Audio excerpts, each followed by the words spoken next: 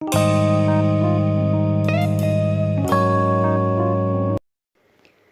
आपण बहुगुणकारी औषधी असा काढा बनवणार आहोत। त्यासाठी काय काय लागतंय ते पाहू।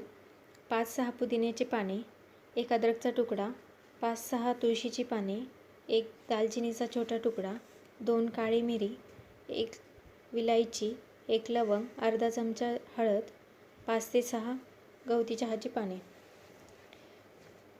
जर आपण लहान मुलांसाठी हा काढा बनवत असाल तर गूळ थोडा जास्त टाका। आणि मी इथे कच्चे मसाले खूप कमी वापरलेत, कारण जास्त आपण कच्चे मसाले वापरले तर हीट वाढते। जर तुमच्याकडे फ्रेश गवती चहाची पाने असतील तर ती वापरा तुम्ही। आता मी इथे 2 कप काढा बनवायचा आहे, त्यासाठी मी 3 कप पाणी घेते।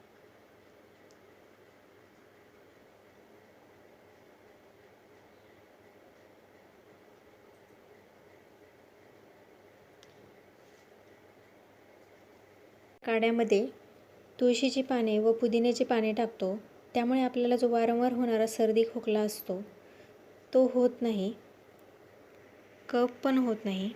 हळदीमध्ये पण अँटीऑक्सिडंटचा समावेश असतो, त्यामुळे आपली इम्युनिटी पॉवर वाढवण्यास मदत होते। अद्रक जे आहे मी ते किसून घातलं आहे इथे। 15 मिनिटं कमी गॅसवर ठेवल्यानंतर हा आपला काढा तयार होतो।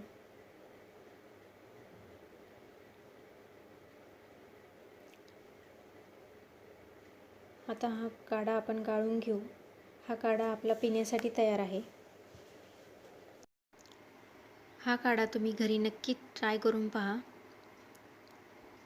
यामुळे आपली रोगप्रतिकारक क्षमता वाढवण्यास मदत होईल। तुम्ही आतापर्यंत माझ्या चॅनलला सबस्क्राईब केलं नसेल तर प्लीज लाईक करा, शेअर करा आणि सबस्क्राईब करा।